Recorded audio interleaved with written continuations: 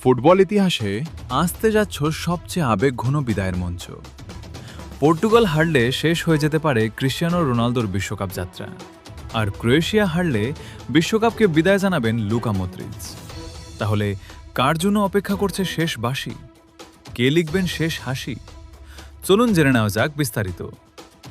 বিশ্ব ফুটবলের দুই মহাতারকা ক্রিশ্চিয়ানো রোনালদো এবং লুকা মদ্রিচ, বছরের পর বছর যাদের পায়ে মুগ্ধ হয়েছে কোটি কোটি ফুটবল প্রেমী। এবার 2026 বিশ্বকাপের নকআউট পর্বে মুখোমুখি এই দুই কিংবদন্তি। এই ম্যাচের গুরুত্ব শুধু কোয়ার্টার ফাইনালে ওঠার লড়াই নয়, এর সঙ্গে জড়িয়ে আছে দুই কিংবদন্তির বিশ্বকাপ ক্যারিয়ারের ভবিষ্যৎ।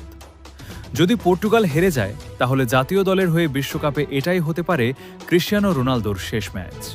অন্যদিকে যদি ক্রোয়েশিয়া বিদায় নেয়, তাহলে লুকা মদ্রিচেরও বিশ্বকাপ অধ্যায় শেষ হয়ে যেতে পারে। দুই দলের সামনে তাই একটাই লক্ষ্য, জয়।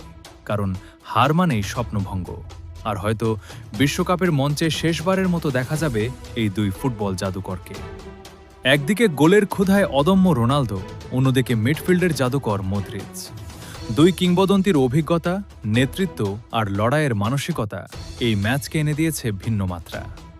ফুটবল প্রেমীদের জন্য এটি শুধু একটি ম্যাচ নয়, বরং একটি যুগের সম্ভাব্য বিদায়ের গল্প। শেষ পর্যন্ত কে এগিয়ে যাবে? রোনালদো কি আরও একটি বিশ্বকাপ ম্যাচ খেলার সুযোগ পাবেন, নাকি মদ্রিচ লিখবেন নতুন ইতিহাস? সব প্রশ্নের উত্তর মিলবে মাঠের 90 মিনিটে।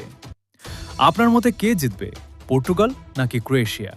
আর আপনি কাকে সমর্থন করছেন, রোনালদো নাকি মদ্রিচ? কমেন্টে অবশ্যই জানান। ভিডিওটি ভালো লাগলে লাইক, শেয়ার এবং চ্যানেলটি সাবস্ক্রাইব করতে ভুলবেন না। ধন্যবাদ।